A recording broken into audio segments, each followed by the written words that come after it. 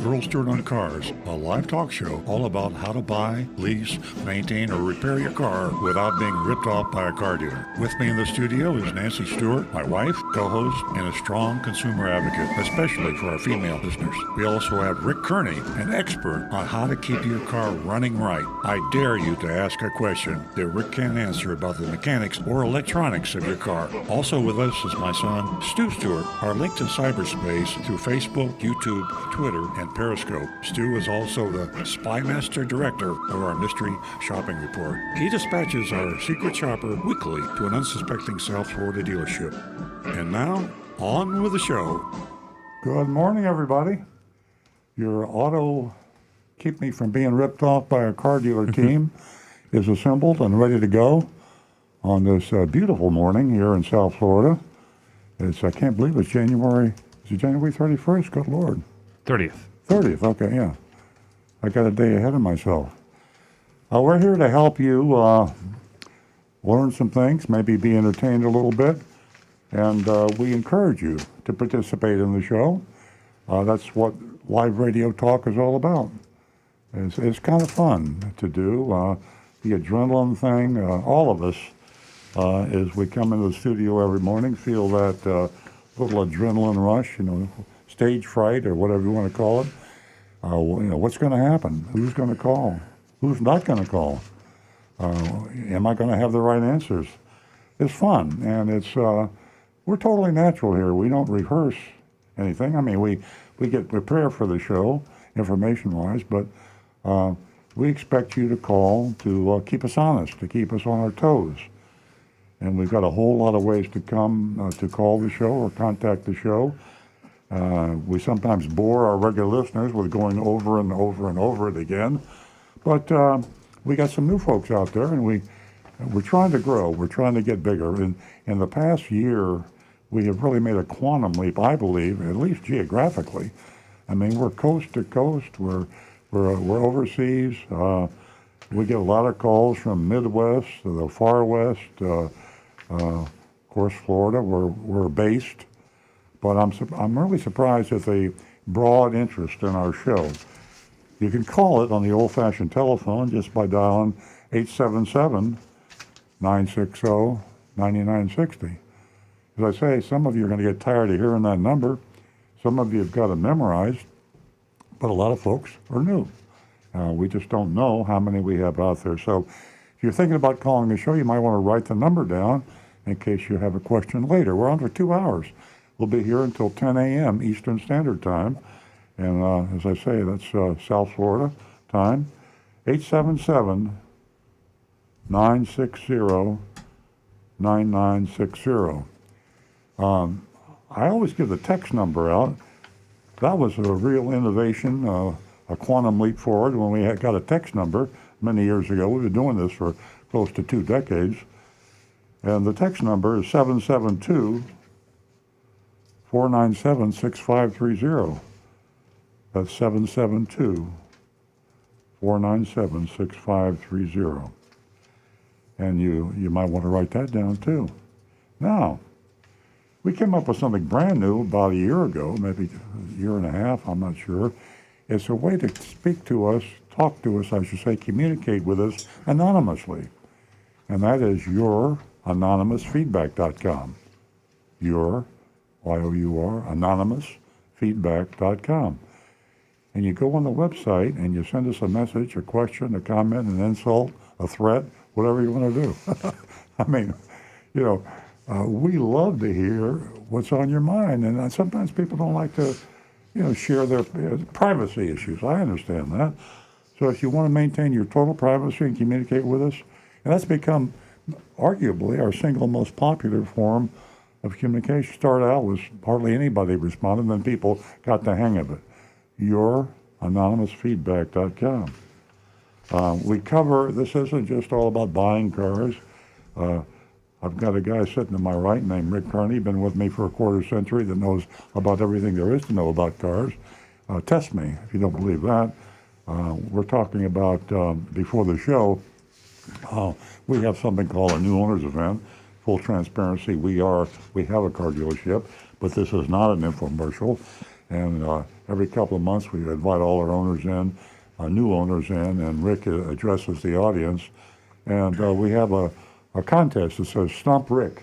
And anybody can ask any question about a car and stumps Rick, then they get a prize. So Rick's pretty smart, and I give him all the credit in the world. So when you're calling us, 877-960-9960, remember Rick Kearney. And also in the studio with us is Stu Stewart, my son. And Stu is active general manager of our dealership, and he is on the firing line. He's in the trenches, we like to say, and he sees what's going on in the car business every day. I saw what was going on in the car business every day for many, many years, and now Stu is the hands-on. I get a lot of it because I'm still involved in the dealership. Nancy Stewart, she's to my left. She and I are very actively involved, but not directly. We talk to a lot of customers, and we get a lot of phone calls, emails, texts, and everything else. So we're pretty much on top of that. But Stu, if you're looking for some current today knowledge, like what happened to this model vehicle yesterday, or so on and so forth, he's right on top of it. He's also our cyber mystery guy. He does the mystery shopping report, not personally, but he supervises it. And that's the highlight of our show, Mystery Shopping Report. If you just tuned in and if you want to listen to nothing else, you want to hear us yak, or particularly me, you might want to tune in the last half hour of the show. We visit a car dealership somewhere in the Florida area, and we pretend to buy or lease a car. And we tell you exactly what happened. You can go to our blog, earlandcars.com, and we have a beautiful new recommended dealer list that Stu created for our website. And we have our good dealer, bad dealer list, and we have now an innovative grading system, and he segregated all the dealers by manufacturer and score, and so you can go from the top of the list to the bottom. You want a really good dealer, you can go for somebody with a high grade, and if you sometimes too many dealers don't have high grades, so you go. We used to be black or white, recommended or not recommended. Now, Stu did a great job of assembling that, and go to gooddealerbaddealerlist.com or go to earloncars.com, and the good dealer, bad dealer list is there. And that gets us back to the mystery shopping report, which is where we get our information for the good dealer, bad dealer list. It's pretty accurate, hands-on. We've been there, we've done that. We went to buy a car, and we have one for you this afternoon. Another doozy, I'd like to say. You'll love it. And that is, if you have questions on how to buy a car, lease a car, Stu's your guy. And Nancy Stewart, my co-host, my wife, the founding partner of this show. She and I founded this show back about 20 years ago. And she's also a strong female advocate.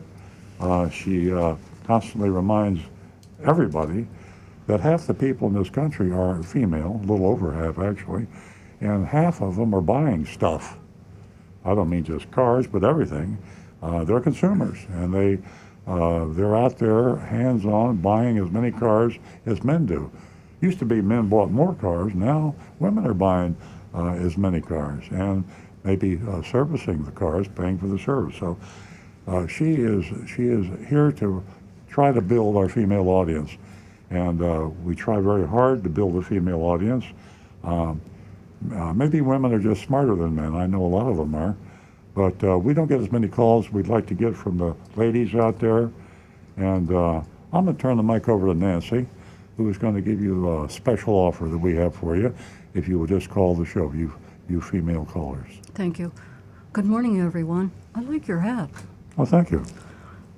Everyone who is watching us on Facebook or YouTube, you too can have the same hat. It's quite, I think it's a good-looking hat. Stu has something to do with that. But each and every one of you can have a hat, and all you got to do is join Earl's Vigilantes. Yeah, Earl's Vigilantes, and with doing that, you can help us You can help the people in your community. And you don't have to be an auto expert, but just get out there in the trenches. And, well, I think it'd be a good thing for all of us. So, earlsvigilantes.com. You can sign up and you can join us every week. You can even call the show and share your experience with us and what you found out in your neighborhood. With that said, again, that telephone number is 877-960-9960. And as Earl alluded to earlier about being an advocate, I definitely am in a lot of different ways, but my heart is with the ladies. And I've occupied this, I'll say this seat that I take every week, and it's definitely been a journey. And I have to tell everyone that we've come a long way, ladies. And even some of the car dealers have come a long way because, for lack of another word, I'm going to say they were a little careless and stupid because they didn't realize the impact that women have in the auto industry and how they affect, finances, which is very true to a car dealer's heart.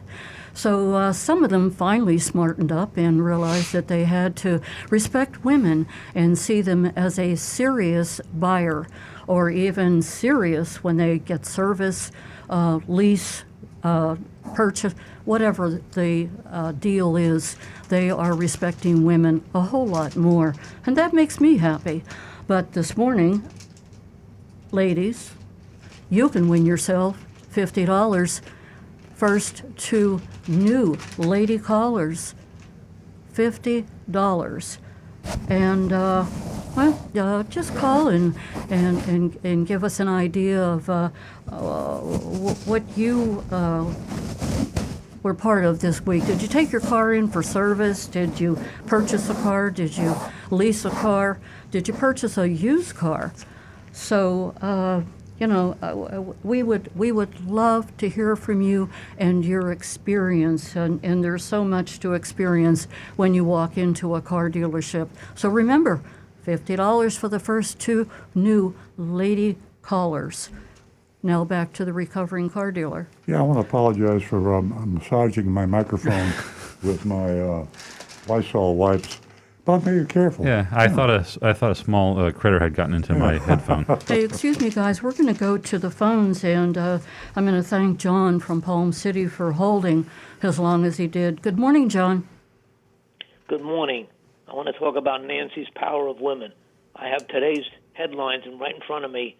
GM decision to go electric rocks the industry. That's been done at a decision by the CEO, Mary Barra of General Motors. There will be absolutely no more gasoline or diesel cars after 2035.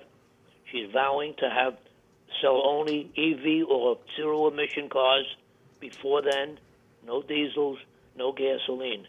And at the end of what I want to say about her, I want to ask Earl a question.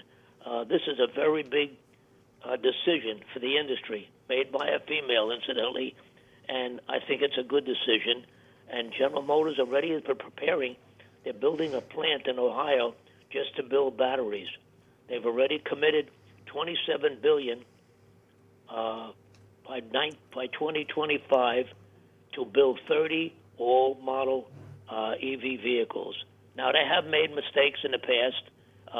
202, they came out with a Hummer 2 that weighed 6,600 pounds.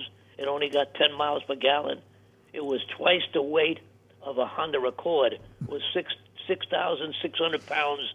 A big mistake, in my opinion. It's a failure. It's completely. They also, over 20 years ago, they came out with a full electric, was called EV1. They wouldn't even sell it to the public. They leased it only. And they were all destroyed, except two were snuck out, and they're in museums now. But it was not enough profit for GM, and the car got discontinued. Today, they even have a electric, it's called a Bolt. It's not a hot item. You don't see many of them around. But this is a major, major decision that's made by a female, and I think it's a very good decision. And it's the history, it's the future. The only thing is, I want to ask Earl a question.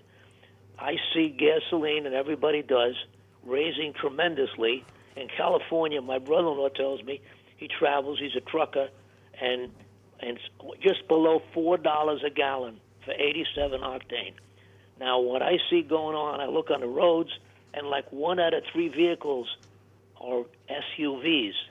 Now, with the gasoline going up so high, does Earl can foresee very shortly a period where people will just be parking these SUVs and buying again the smaller economical cars until we get adjusted to the electric vehicle? What's Earl's opinion on that?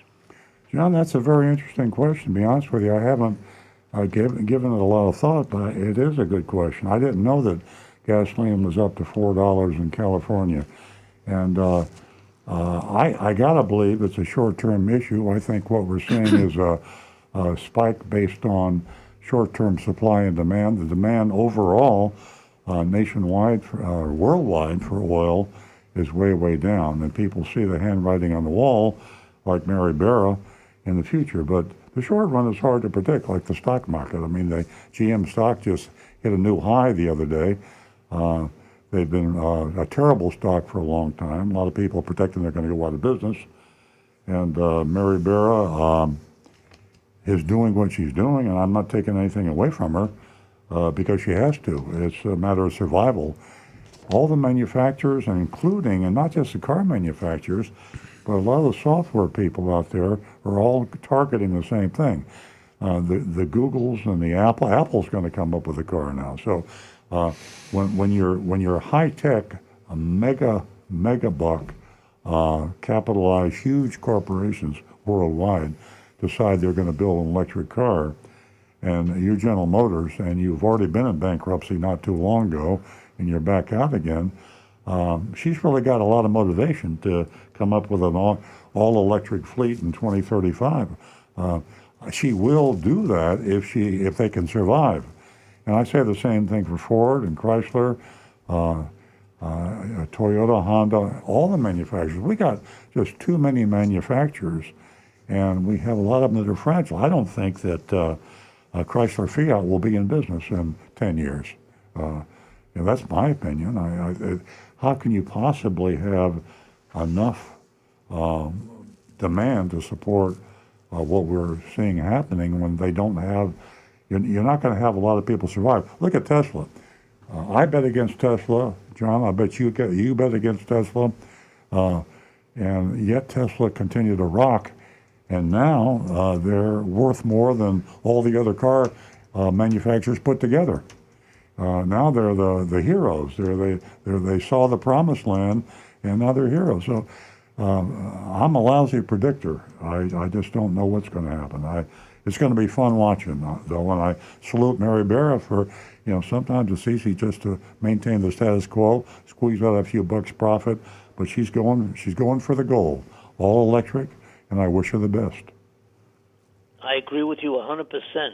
And in regards to what Nancy's saying, not only that she's the CEO of the major corporation with a great decision, I mean, this is happening every day. You take Walgreen, which the owners actually of Walgreen, they have a residence out here in Hutchinson Island. Walgreen just elected the first female black woman to head the corporation. So the women have come a long way and are continuing to go a long way. And it's just unbelievable. I mean, even a woman vice president, we never thought we'd have it. And here it is, exists today.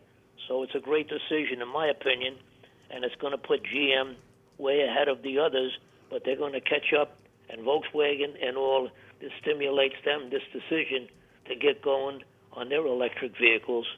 So competition is the best thing that can happen in the industry. Well, thank you, John. I know Nancy's very happy to hear you say those things, and I totally agree with you. And it's good to say it's too little, too late, but better than not at all. And the women are coming on. But it sure is happening for the females. Yeah. And John, to your comment about General Motors, I think it was a tough decision for General Motors to put Mary Barra in the position that she's in. And these decisions that she has made from the beginning, it might seem like as if it's an easy task, but it definitely is not. Because I think that she has really moved General Motors in the right direction, and things are changing so much.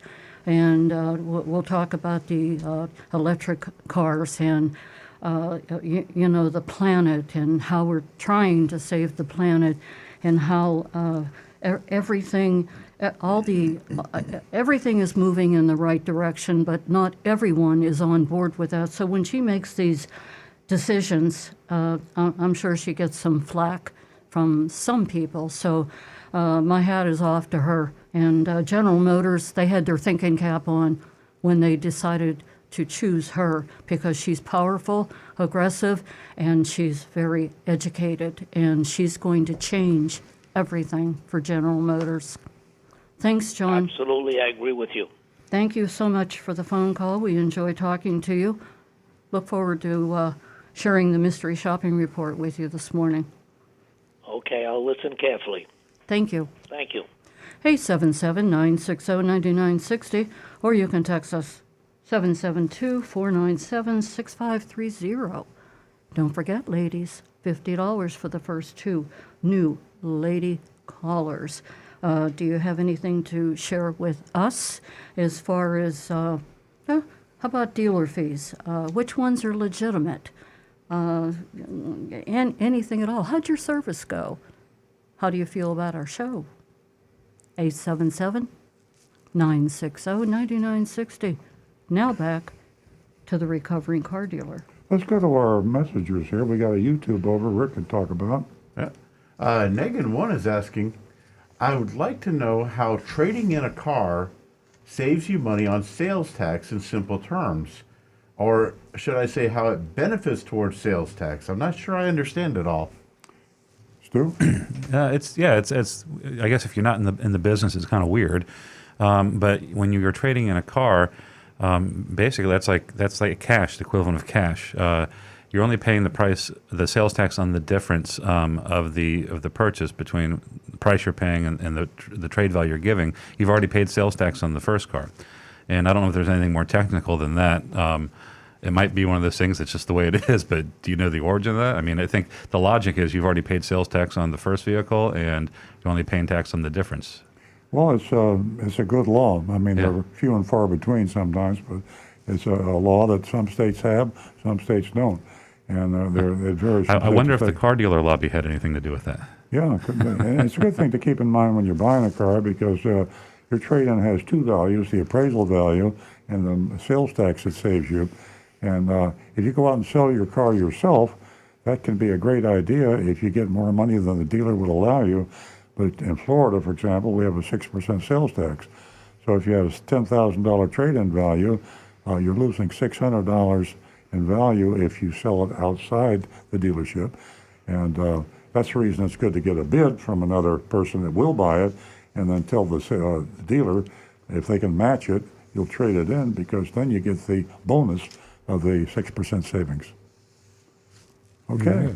Sue, you got some probably anonymous feedbacks over there. Oh yeah, a bunch are coming in. Yeah, go ahead. Before we get to that, we're going to go to a first-time caller, Ooh. and her name is Renee, I believe. Good morning. Good morning. Welcome to the I'm show. Enjoying your show. Thank you. It's very informative. I'm a new listener. I have a used car that the window tinting is old and it's gotten real wavy. I was wondering, is it possible to easily remove window tinting, or especially on the rear window? Am I going to have to replace the whole window? It can be done, but it's a very labor intensive. I don't know how much it would cost, but it takes a long time. But a detail company can do that. You might even ask a tint company what they recommend based on the type of tint that they put on the car. It is something that a novice really shouldn't try to do, especially on the back window. If you have any of those, like the heater, those little wires that heat up the back window, the defroster. But it's done periodically. Like for example, at our dealership, if we get a trade-in that has some tint that is looks like it's bad, and in a lot of cases we'll take off the tint anyway, just because not that many people want to buy a car, but used car with tint. So it does. It's a pain in the butt to take off, but it can be done. Renee, what year is your car? It's a 2004. Okay. You know, as Stu said, and I highly recommend, because I've been in that position before, you don't want to attempt that in any way yourself or have a friend do it. That tint, it can be pretty tedious. And, if you want to retain the value of your vehicle, you're going to make sure that you get somebody professional to take care of that. And not only that, if you're going to trade in your car at any time, but not only that, for safety reasons, it's really a must to get someone professional to take care of that. Yeah, Renee, stay tuned. We're going to ask our people out there that might know, including our own dealership, what it costs to remove window tint. Maybe we'll give you an idea, because as Stu said, when we trade cars in and we have window tint that doesn't look too good, we'll try to take it off, and we sublet it out to somebody. So we'll get an answer for you. If you stay tuned, we should have that answer for you in a few minutes. Well, thank you very much. Thanks, Renee, and congratulations. You won yourself $50. Thank you. And remember, always 3 bids. Take your car out, take it to 3 different, locations, and because you can really be taken advantage with something with a repair like that. Thank you so much. All right. Thanks. Bye-bye. Bye-bye. Hey, 77960-9960. Or you can text us, 772-497-6530. Now back to Stu. All right, before we get to these some of these text messages, Earl had mentioned the new recommended dealer list, and we had a lot of fun putting that together. And like he said, we're grading the dealers, and we've been doing that anyway, but we stopped making it a pass, fail, either or, and we just put the grades up there on the site for you to make your own choice. And we have not every manufacturer, but almost, and it's sorted by manufacturers. And each dealer is sorted out by their grade, the best grade at the top. And I thought it would be an interesting thing to calculate the GPAs, the grade point averages of each manufacturer, to see who's the worst and who's the best. And the results were some were surprising, some weren't. The highest GPA of all the manufacturers out there in all the years we've been mystery shopping. Grade point average. Grade point average. They don't have honors point average. It's just GPA is a 3.3, and that is a B average, not quite a B plus for Subaru, followed by BMW with a 3.0, and from here it goes down. Lexus with a 2.8, Audi with a 2.5, Ford with a 2.1, the used car dealers a 2.1 also, Volkswagen 2.0, Honda 1.9, Mercedes 1.5, Chevy 1.5, Toyota 1.4. I'm amazed at Mercedes. Wow. Yeah, well, there's only 2 Mercedes mystery shops, so we don't have a whole lot of grades. Okay. Toyota 1.4, Chrysler, Dodge, Jeep 1.3, Nissan 1.2, Hyundai 1.1, Kia 1.0, and Acura. Yeah, we've shopped at 0. Kia dealers. Yeah, and Acura 0.0. So needless to say, none of these manufacturers are getting into the Ivy League. Actually, I don't think any of them will be able to get into the University of Florida with the grades that they're getting. So they really got to step up their game. And is it that difficult to do? Huh? I really don't think so. It just takes leadership and will and recognition of what customers want. Yeah. Exactly. Management. Crack that whip. Yeah. Anyway, pardon the expression. I think Rick just fell off his chair. Anyway, that's just me. 877-960-9960. Or you can text us, 772-497-6530. We are going to go to Frank from West Palm Beach. Welcome back, Frank. Good morning. How is everybody? Everything is great. How are you? Okay. I just heard Earl say sales about 6%. I think it's 7% in Florida. Well, Frank, it is. There's a in Florida, it's 6%. Then there's an extra county tax, and that goes by county. So each county has can have additional sales tax or less. Around the state, the average is 6%. Oh, okay. I'm in the wrong part, I guess. I'm in the 7% section. You got to move. And New York is real high, I think. Yeah. I'm only 15 miles from your dealership, so Well, you pay the sales tax in the county that you're registered in. So even if you bought a car from us or someone down in a different county, you still pay wherever you register it, whatever your home address is. You still there, Frank? I think we lost Frank. Thanks for calling, Frank, if you can still hear us. Yeah, And, welcome back and give us a call again. I think we're going to go back to Stu. Sure. We got a text from Anne Marie. It was waiting for me when I got here. Actually, a minute after we started the show. Good morning. TorqueNews.com has reported that in 2020, Toyota increased its stake in the Subaru Corporation up to 20%. January 27th. Did you say Toyota? Toyota has a stake, 20% stake in Subaru now. Ooh. As of January 27th, story in Torque News, they said that Subaru has acquired nearly 9 million shares of Toyota, which officially ties them to Toyota. One, does each company's stake in the other give them a chance to share and collaborate on technology as a way to avoid costly lawsuits on patent rights and expand the resources? And two, what other advantages come from large stock purchases between companies in the same field? And then she has an automotive question. But let's. What are your thoughts on her first questions? I think that it's, first of all, they're still competitors at 20%. They're still definitely competitors. As a matter of fact, Toyota is one of the reasons why they bought the 20%. I might have just spent to own their stock, because Subaru is just an amazing company, and they're very small. They're like a gnat compared to Toyota. Toyota is the giant of the industry, and Subaru is just too small. I wish they were bigger, because they build a great car. The quality of their dealers is very high. So you just heard Stu. They have the highest rated They have great grade grades. point average on our mystery shopping list. So they got everything going for them. They don't have the supply because they're not big enough. And it's one of the best kept secrets what a great car Subaru is. So I think Toyota is saying, hey, listen, I hear footsteps. They're small footsteps, but they're gaining on us. And we're a dinosaur and they're a little rabbit. But let's find out what they're doing right, and maybe we can copy them. And then I don't know why Subaru is buying Toyota stock, other than the fact that it's been going up like a rocket. And maybe it's just a good investment. Maybe we'll see a merger. Yeah. Her second question actually answers. Well, it'll never be a merger. I think Toyota would buy Subaru. They would absorb them. Emery's second question is her question about sharing technology. Her second question answers that question. So yesterday, there was a story that came out that said that Toyota and Subaru will collaborate on an all-electric SUV, and that will come to the U.S. shores in 2022. That's next year, folks, because it's 2021. We're still early in the year.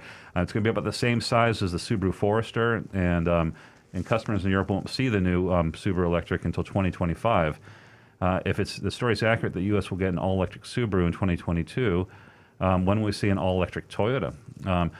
Like I said, that answered your question. So clearly, this collaboration with Toyota and Subaru is going to result in this joint EV effort.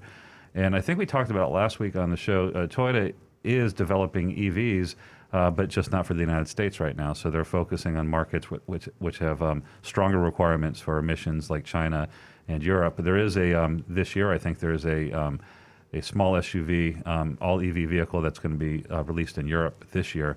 And at some point in the following years, it's going to come to the United States. But listen, Toyota is really behind the ball on this. I think they put all their stakes in hydrogen technology and hybrid, and that totally makes sense because they've dominated the hybrid market for the last 20 years. So they kind of do what they know, but they need to get on the ball. I agree with you, Stu. Absolutely. We're going to go back to the phones, and we are going to go to a regular caller, Howard from Jupiter. Good morning. How are you, Good Howard? morning. I hope fine, thank you. I hope you're all well. Yeah. I'd like to discuss the future of electric cars. I'm an independent. and I don't go to any parties. I vote for the people that I like the best. So I think Biden is really pushing this. President Biden is pushing this, and I think it's going to. I personally think it's a thing of the future. However, there are a couple of questions I have. Did you know that cobalt is the is the product that the batteries are made from? And cobalt is mined by slave labor. I don't know if you knew that. No. Yeah. And so the thing is, you're producing a great product, but the people producing it are suffering. So it's a big question on that. And my question is for Rick. These batteries, cobalt batteries, do they cause pollution when they're made? As far as I know, yes, they do. There is a footprint made when they are producing the batteries, and that's one of the reasons why they are not disposed of like a lot of other products.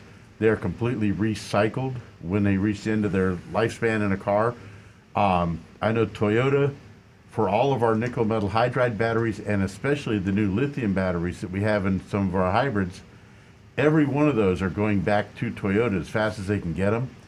There are a bunch of them that wind up in junkyards, unfortunately, and some of these outside companies are getting hold of them, but they are getting recycled at an enormous rate.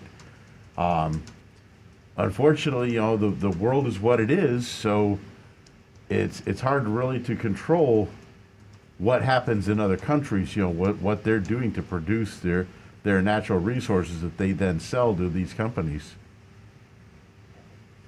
Howard, I got to ask you this question. You said slave labor. You were exaggerating to make your point. I wasn't aware that we had slave labor anywhere in the world anymore. I think we still have slave labor. Where is especially in this? Africa. Yeah, I just didn't know that. There's no legal slave labor anywhere on the planet. Not saying it didn't happen illegally, but there's no Yeah. legal slave labor. Yeah. I mean, you could call it as a, bad working conditions and sweatshop sort of stuff. Yeah, I thought but, that's what Howard was saying, but not literal. yeah. Okay, thank you, Howard. Appreciate the call. Anything else on your mind? Oh yes, I'm still waiting for a toy. Oh yes, here's one other thing. A friend of mine had just bought tires, and he said these tires very, very expensive, and if you get a flat, you can still ride on them. So I said, okay, so you get a flat, you can still ride on them. Are they? How long can you ride? So you can ride 50 miles and then get them changed. So I wonder if it's worthwhile to buy these tires. They're double the price of the regular tires. But I think once the puncture goes through them, they can't be used again. So, Rick, can you tell me about these tires? And they're 3 times the price of a regular tire. Is it worth buying them? Right, those are called run flat tires, and they actually were very popular a few years back for quite a while. We don't see them near as much anymore, and the reason being that it is a one-time use tire. Once it is punctured, it cannot be repaired. Run flat tires must be replaced if they get punctured. And because of the road surfaces we have, the amount of debris in our roads, everybody remembers the blue roof seasons when all the hurricanes came through and the amount of nails that were all over the roads. You tell a customer, hey, I know you just spent $500 each on these tires and you got a nail in one 20 miles after you bought it, but you got to buy a new tire. And so a lot of folks went with the idea of saying, well, we're not doing that again. We'll get regular tires that can be repaired as long as it's safe to do so. Yeah, the answer, Howard, no, it's not worth the money unless you've got so much money you don't know what to do with it. If I had a Rolls Royce and I was a billionaire, it'd be worth buying a set of tires every time I had a flat because I know I'd never be inconvenienced. I could just drive wherever I wanted to and put a new set of tires on there. And if I had to spend $1,000 on a set of tires and I'm a billionaire, that's pocket change. Yeah. So that's a no-no. Don't buy That's a no-no, those yeah. tires. Yeah. Absolutely. Okay, thank you very much for your information. Thank you, Have Howard. a good day. Thanks, Howard. Great hearing from you. Remember, ladies, we're looking forward to one more new female caller. Do you know why? You can win yourself $50. $50 this morning. I have $50 right here in my little hands for one more new female caller. Not that I don't want to hear from many of you that listen to the show and call me throughout the week. There's something, well, maybe you feel that you feel a little uncomfortable and maybe you'd rather text, but hey, throw caution to the wind. Give us a call. Express yourself. Remember Madonna? That's the song that just popped in. Now you put that earworm in my head, and I'm going to be voguing all day. I'm just kidding. There you go. And for Rick, did you see the, before we get to Stu, he has a whole lot more text. Did you see the new Bronco commercial? I have not. I believe it aired last night. I'll have to look for that. I've been waiting for it. All I can see is OJ running through the airport. I've seen a couple of the new Broncos on the road, and they're pretty interesting looking vehicles. They look really good. They really are. They've come a long way. I can also visualize OJ hiding in the back of that Bronco. Anyway, that was a long ride. Maybe the new white Broncos will be a low-selling model in contradiction to most other white cars. I don't want that one. Okay, back to Stu. You know, people must have tires on the brain. Howard called, speaking about the run flat tires. This is from Bob in Las Vegas. Says, why are we still using pneumatic tires that need to be replaced after a few years of wear? You would think that by now, using advanced materials and technologies, a permanent tire could be developed that would not require replacement or repair. I doubt the astronauts on Mars will be driving rovers that might get a flat tire. Very good point. I totally agree. I've said that on the show, and I still say it. And there's eventually it's going to happen. It's with the technological data explosion we got going, some guy's going to come up with hey, here's a tire that lasts forever, and it'll happen. And excuse me, guess what else? It's really important that we're all, well, there's more people looking at it than ever before, the environment. Yeah, I mean, I guess Think about it. Yeah, whoever develops it, it'll be a well-paying innovation. Rick Osborne. I've seen articles recently about a design where I'm sure you've seen pictures of these tires where it's actually not a pneumatic tire. The honeycomb It's like thing? a honeycomb pattern. And then these are designed that the tread on the tire, when you remove it, it can actually be reprinted, adding material on it and recut. And then they simply, you don't throw the tire away. You that sounds like a Mars right rover back sort on. of thing. Like a 3D printer. Exactly. That's how it would work, is you would take this, replace the tire, give the customer a new set, off they would go.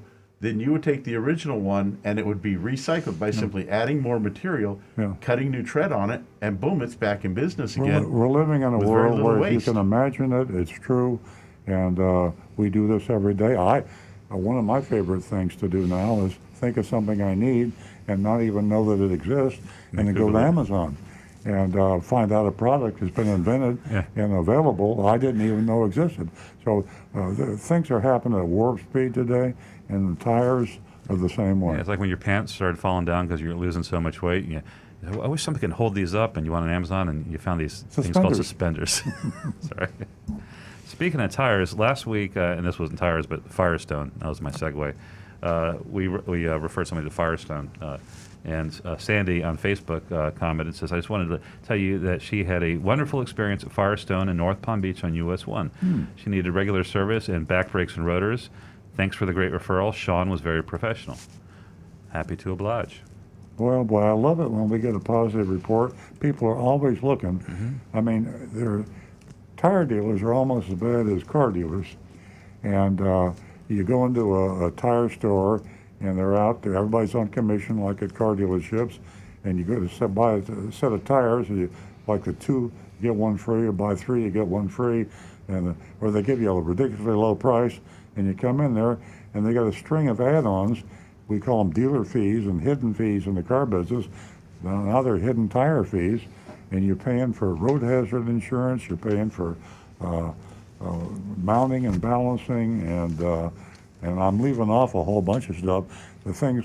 Shop fees. Yeah, shop fees. Yeah. So yeah, Firestone and North Palm. Is that North Palm Beach? North Palm Beach on North Lake Boulevard. North Lake Boulevard, Firestone, North Palm Beach. A good tire dealer. You can go in there and be treated with courtesy and respect. Absolutely. We actually mystery shopped them years ago, and it was a question about. I think we had a tire with a hole with a nail in it, and wanted to see if they would agree to replace it, or say they couldn't replace it on the side if it was in the sidewall, and they got an A. So I forgot good about place. that. Yeah. All right, here's a text from Kim in Palm Beach Gardens. Because you guys are going to think this is a crazy question, but whenever I pick up certain takeout meals, I'm looking at you five guys. The smell stays in my cars for days. Please tell me how to, 1, prevent this, and 2, get rid of the smell. I have the same thing. All right, so here's what I've tried. I've tried driving back home with the bag of Five Guys in my car with the paper bag rolled up so it doesn't escape, but then you're steaming your fries. Roll all the windows down and take it home. But that didn't work.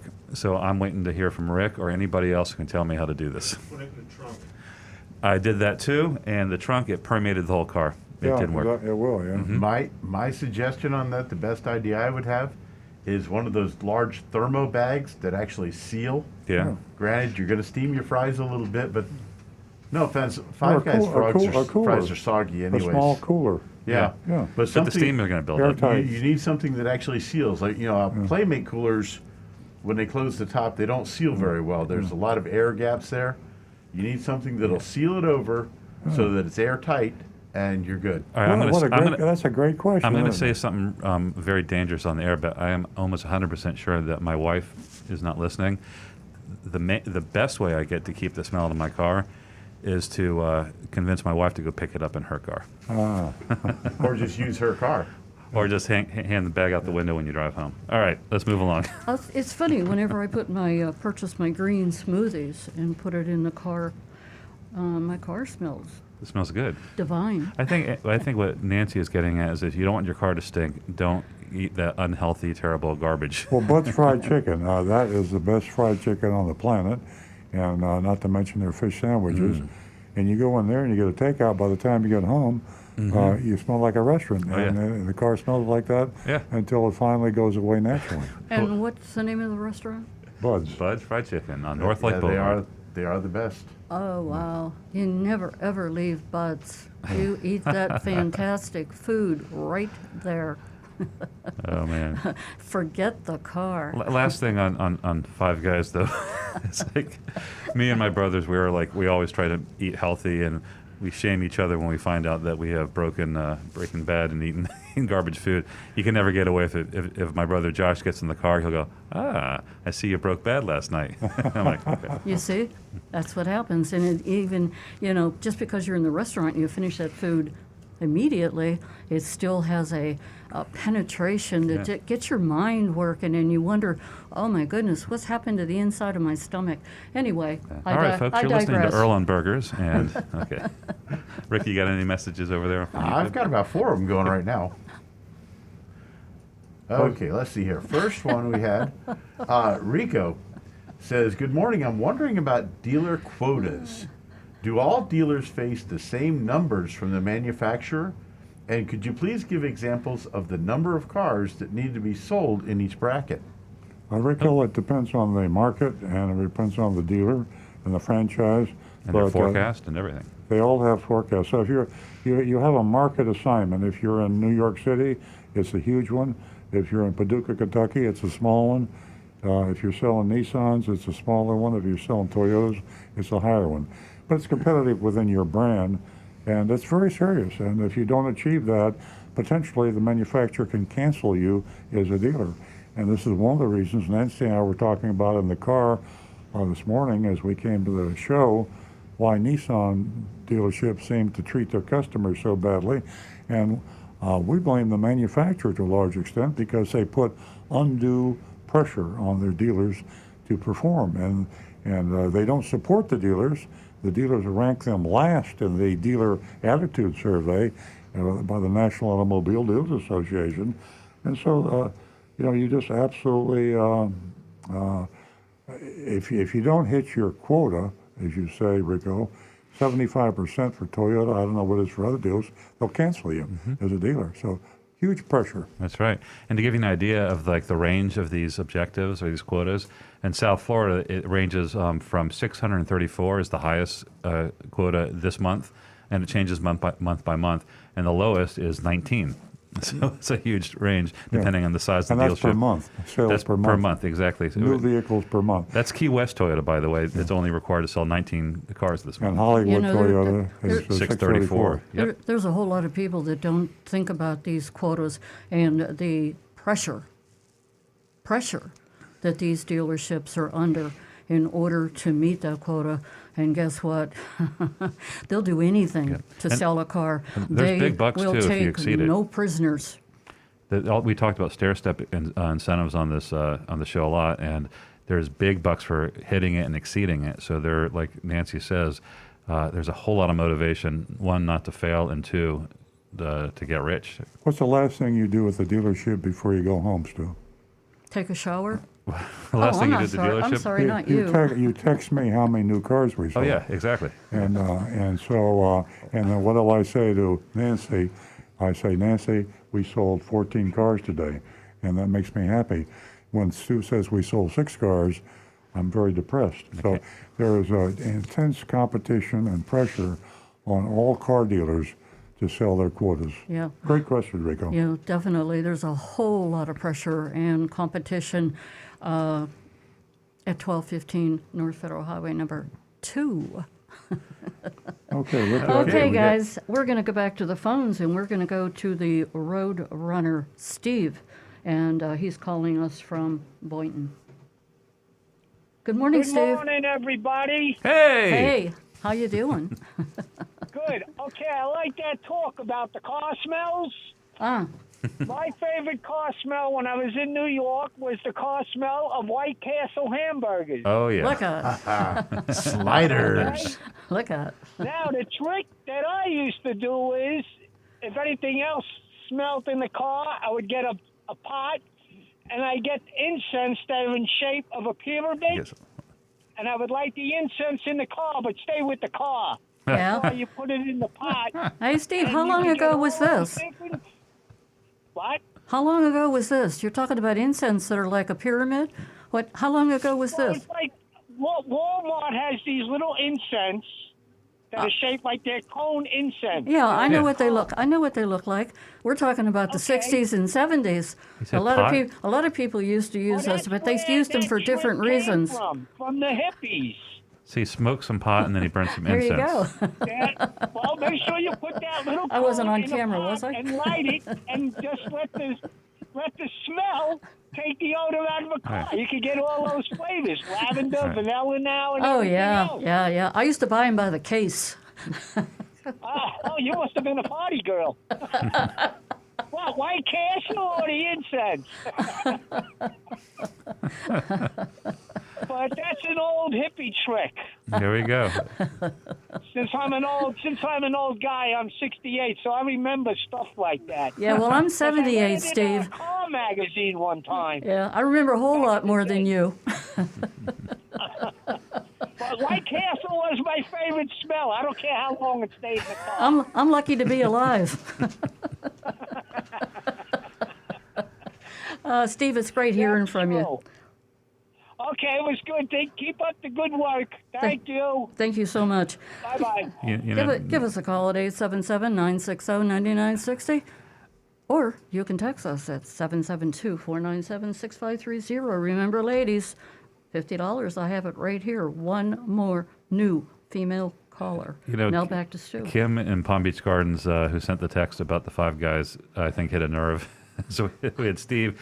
John in California text says, what I do is roll up all the windows, and whatever side the bag of food is on, I open the window about an inch. It creates a vacuum, and then he uses a good air freshener. So I'll try that. If it's like pulling it, a current sucking it out one window, we'll try that. You know what? Gonna have 5 guys for dinner tonight. I think we've planted some seeds this morning during this 2-hour show. You can see, or you can hear, folks, it's pretty versatile. We have a whole lot to talk about, anything and everything. We're going to go back to the phones, West Palm Beach, and not a first-time caller, but I believe that it's Mina? Yes, it's Minna. Good morning. Good morning. I just wanted to comment with regard to the slave labor question that came up that, seemed to pass quickly. It's really now referred to as human trafficking, and it does exist, unfortunately. Yeah, I agree with you 100%. People through force, abduction, fraud, and child soldiers, and it is perhaps a dirty secret that these batteries are made that way, and the country that does make these batteries, that makes the lithium, it's not good. Right. No, we said that there was no legal slave existing in on the planet anymore. That's definitely a huge problem, and it is and also to do with prostitution and child abduction and all sorts of things like that. Well, so you're absolutely human right. Trafficking, and I can't imagine that human slavery was ever legal in the world, across the world, but maybe just in certain countries. But human trafficking certainly exists all over the world. Yeah. So I just wanted to mention that point, and it is a dirty secret about the batteries for the electric cars. Yeah. So thank you. You're welcome. And have a great day. Thank you, Minnie. The same to you. Give us a call again. It's unfortunate, that topic, and sometimes it's taboo for everybody, but first thing I think about is children. That's all I'll say. You have any comments? You have any questions? Give us a call at 877-960-9960. Now back to, I haven't mentioned your anonymous feedback, but please, www.youranonymousfeedback.com.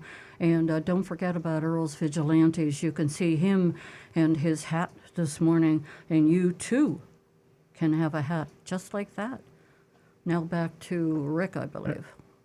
Well, we've got Donovan says, a couple weeks ago I mentioned about a problem getting a second key made for a Porsche he purchased at Mazda of Palm Beach. He says he posted a negative review for the dealership, ended up getting an email address and emailed to Daniel, a higher-up, and Daniel promised within 1 hour to resolve the issue even if he had to pay for it himself. Well, it's been about 2 weeks since that, and nothing has changed. They're now ignoring emails, calls, and text messages. Seems once they find out the cost of the key from Porsche and the locksmith can't make a key for the car, they decide to just ignore everything. It's a horrible way to do business because you write a WEO sheet and then you ignore it. Are there any options before getting a lawyer to contact them? I really would say to avoid Mazda of Palm Beach. They're not a good dealer at all. Very shady. Well, Daniel, you've done one thing. Donovan, you've done one thing. You got Daniel's attention, and he's on live radio now. So, Daniel, if you're at Mazda Palm Beach, this is an accusation made by Donovan that you're really treating him shabbily regarding a question. You made a promise to do something, and then you never even returned his phone call. It's drawing a lot of unwanted attention. I'm thinking mystery shop. Yeah, mystery shop. Or you wonder, have you ever wondered how many customers Mazda Palm Beach is losing right now? People are listening and thinking, I'm thinking about buying a Mazda, and where would I go? And Mazda Palm Beach, we're talking about you, and you got to complain. Maybe you're totally innocent, but if you are, give us a call, and we'll put you in touch with Donovan, and you can take care of him. Or you can say he's not entitled to what he's asking for, but to not answer or respond, especially when you're on live talk radio, makes no sense to me. Yeah. Okay. And we've got George says, in your professional opinion, which is the best luxury large SUV for under $60,000? Any large SUVs for under $60,000? I would defer to Consumer Reports, but I guess Lexus. Under 60,000 Under 60,000. for a large? No. I Oh, a large, okay. Yeah, I can't think of many. Gosh, let's do a little research. I know I'm thinking Nissan and Toyota possibly. Subaru? They don't do a large SUV. Like Nissan has a what's their big one? I'll look it up. We'll move along. But Yeah, Consumer it's Reports gonna a be great tough. place to go. I remember the last couple of issues, they were targeting cars that were used cars and new cars and the prices and how you can save. We're going to go back to the phones and we're going to go to John, who's not a first-time caller, and he's calling us from West Palm Beach. Good morning, John.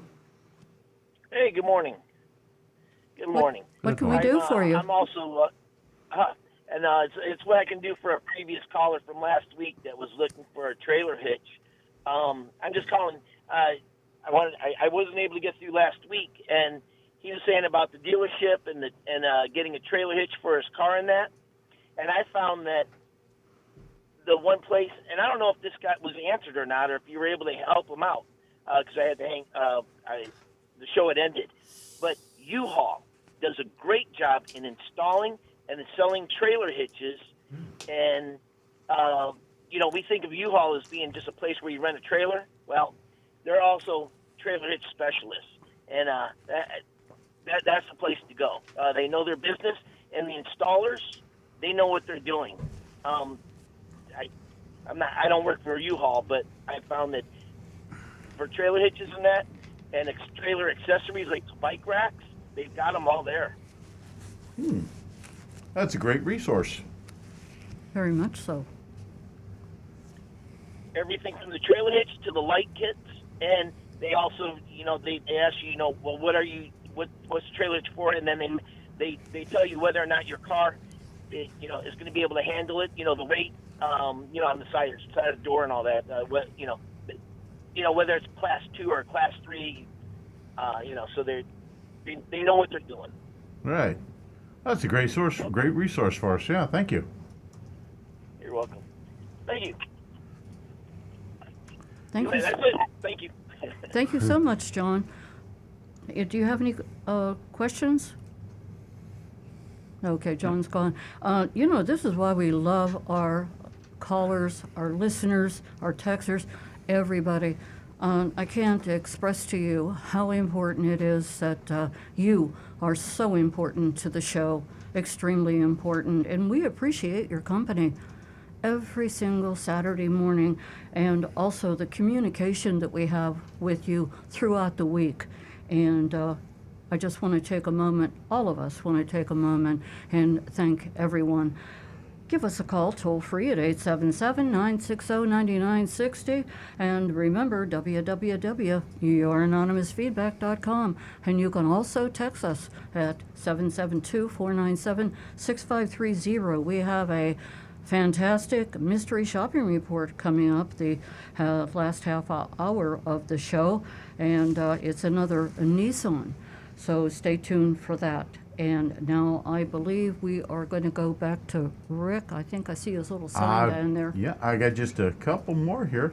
Mark Anderson says he did a bit of quick research, and just to kind of put a final cap on this whole cobalt thing for today, he says he did notice where the country of the Congo produces most of the cobalt in the world, and apparently they have been accused of using child labor to do this, and that Apple has stopped using them for their resources. And my last one I have here is Wayne Veit, which, by the way, says the Nissan Armada is their big one. He says, could you mystery shop Ed Morse and check his $7,500 rebate if he's not the lowest price? Have we seen something about that, Earl? All you got to do is make a suggestion, and they go on the list. So, yeah, we will definitely be paying a visit again. Yeah. Hey, I'm going to, do you have another YouTube, Rick? We're caught just at the moment. Caught up right now. Okay, great. I'm going to take a moment to mention Earl's column. And here he has a column that appears in the Florida Weekly. And I'll tell you what, it's a doozy. Answers to top 10 devious statements made by a car salesman. You got to read this. Definitely have to read this. And then also in the Hometown News, he has another column, and you don't know what you paid for your car. Another great read. And if you want to read any of his past columns, simply go to Earl on Cars. I'm going to tell you what, you'll get a great education, one that you can apply to whether you purchase a new car, whether you purchase a used car. And now, with all of that said, we have a first-time female caller who's won herself $50, and her name is Sharon from Jupiter. Good morning, Sharon. Good morning. How are you today? Great. Welcome. Thank you. I didn't have any problem. I just wanted to let you know that I feel like I should be a spokesperson for Toyota. I've had 8 of them. I've had 8 Toyotas. You're a poster girl. I know. I love Toyotas. I even had the MR2. Oh, wow. Way back when. And the Celica, and you name it, all the way up to the SUVs. Celica was great. Yeah, it was. It was. My little stick shift. I loved it. Did you have a convertible? I never did. Yeah, mine was a convertible. I never did. Was it? Great car. No. Yeah. Yeah, they really were. And I've had 2 Camrys, a Highlander, 4, Sienna, you name it. I've had it. Nice. And they're just terrific. I tell everyone, they are zero trouble. Absolutely. Yeah. Low maintenance. Amazing cars. I know. They're absolutely amazing. So, anyway, that was it. Sharon, thanks for sharing that information with us. And most of all, thanks for calling Earl Stewart on Cars.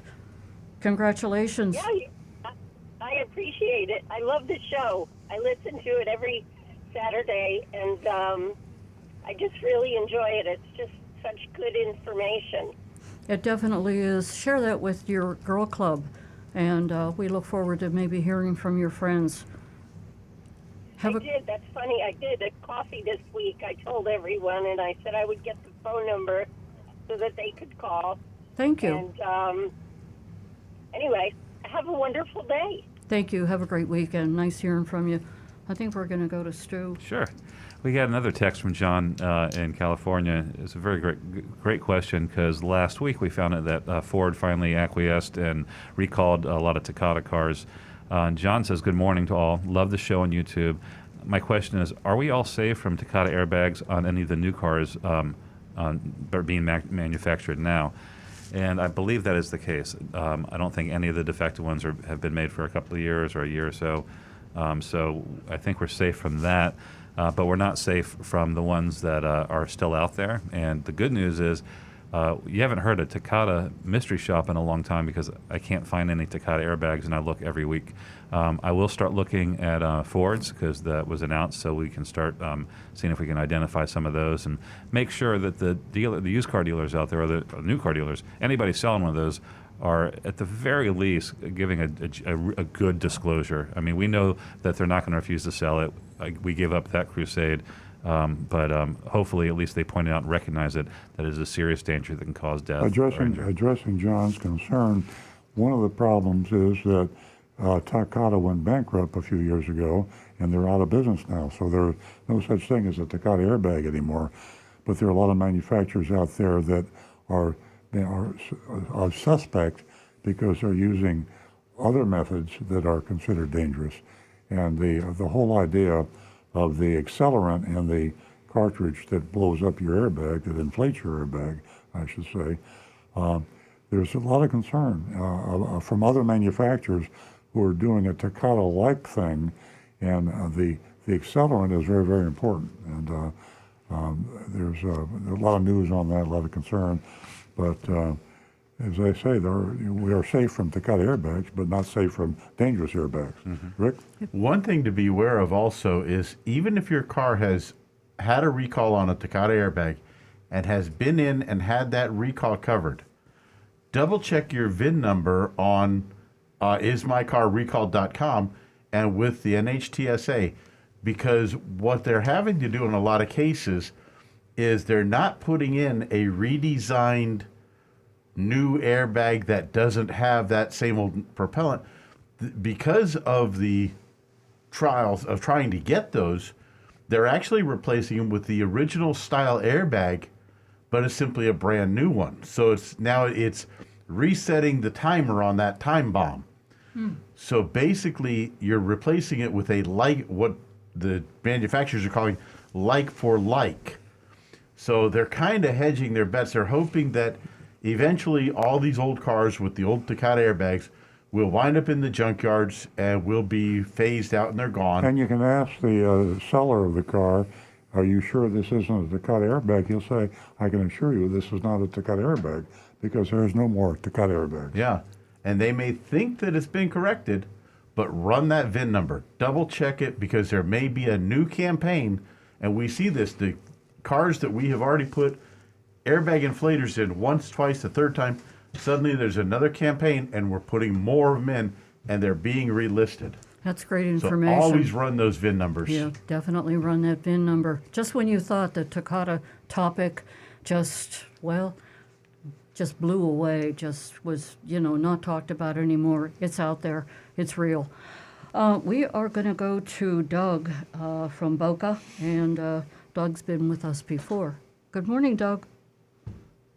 Good morning. This is Doug, and Good morning. Hey, Allie. here, and our little Ellie. Ellie's her name.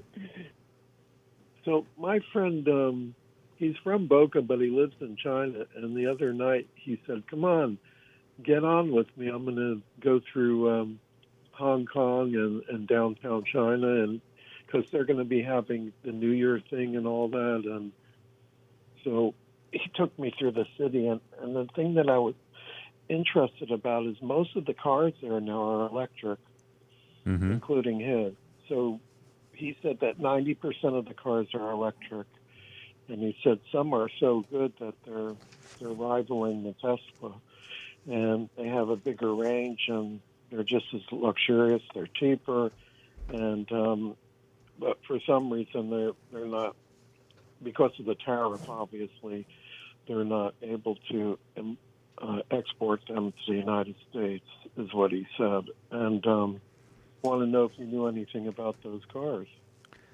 Yeah, we were talking about that earlier, Doug. I guess it's the Chinese government, and they made a decision to get really strict on the type of vehicles they can sell, and I guess to address climate change and all that.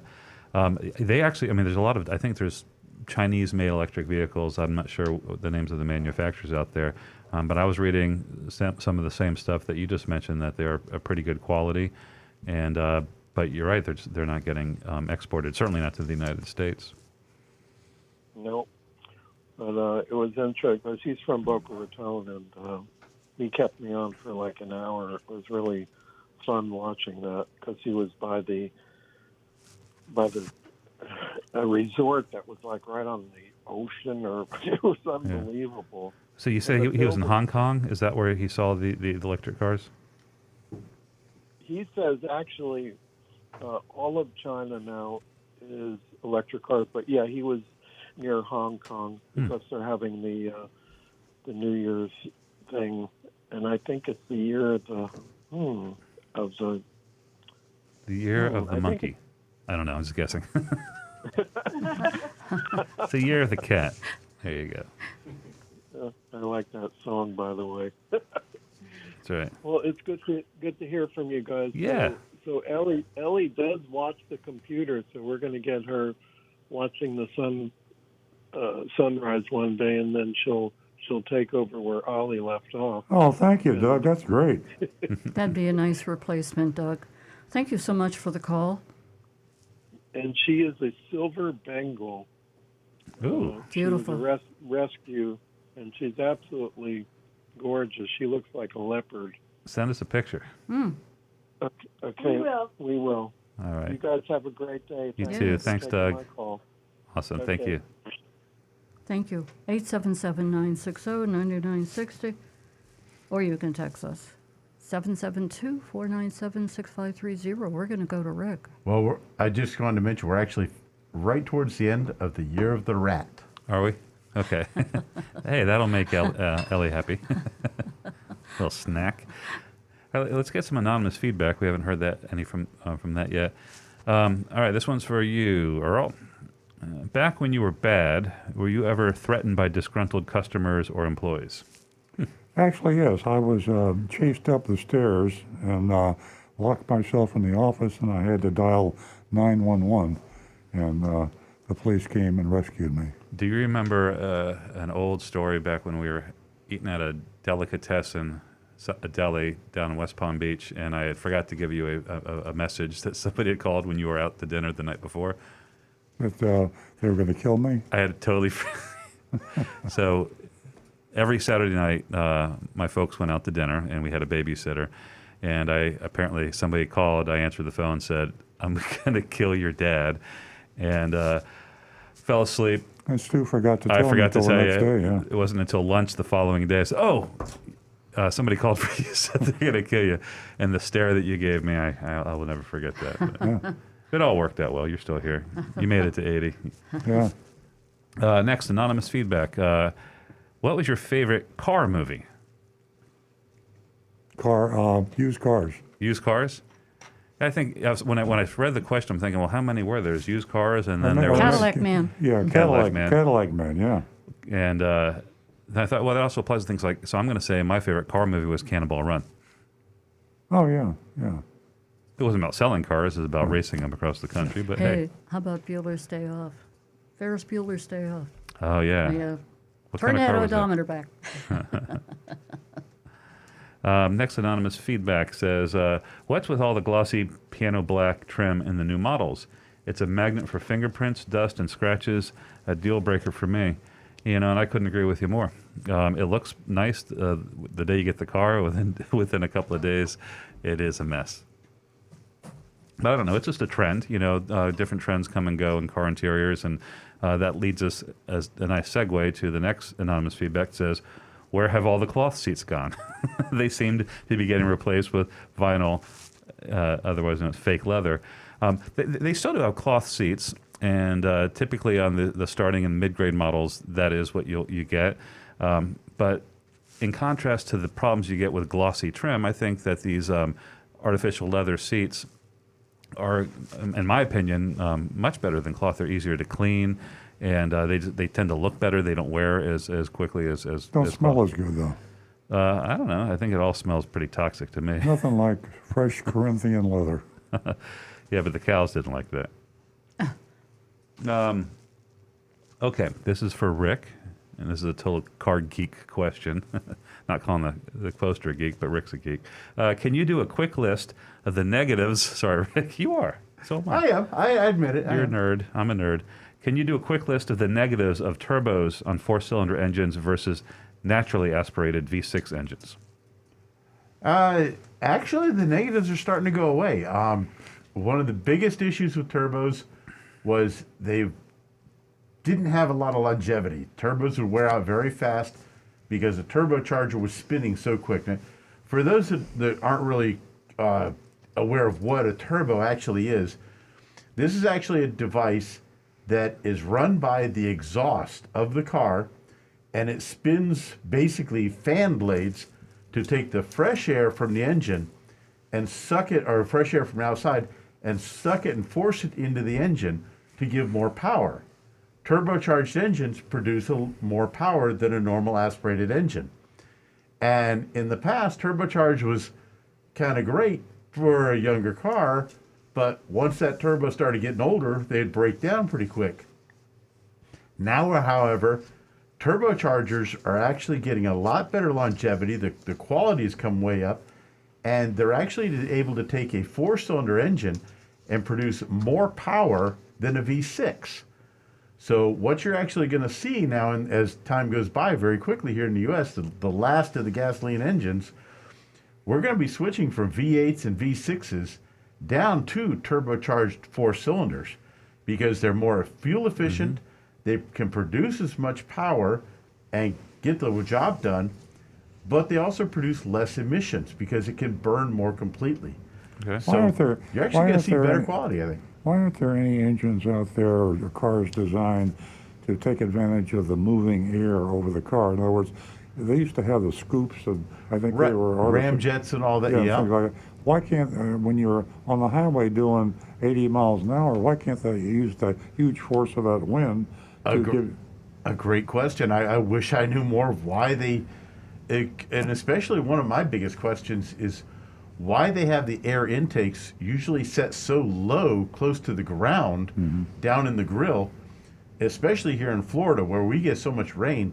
If you run through a puddle, you're splashing water, huge amounts of water, that then goes into that air Hydraulic. duct, and there's nowhere for it to go inside. It gets sucked right into the engine, and suddenly you've locked up your engine. You could even have a fan powering a generator in the front of the car, and that would actually give you additional. So this is what happens when an engineer and a auto technician get together. Yeah. Well, There's some crazy ideas. We're can come talking up with. about electric cars.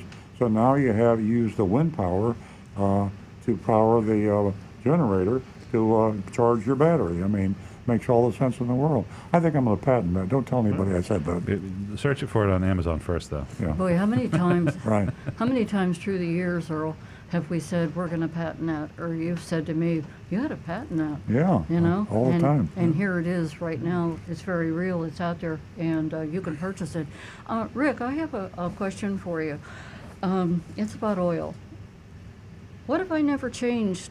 Well, not me literally, but what if I never changed on my oil, but just added it when it needed to be added? On a new car?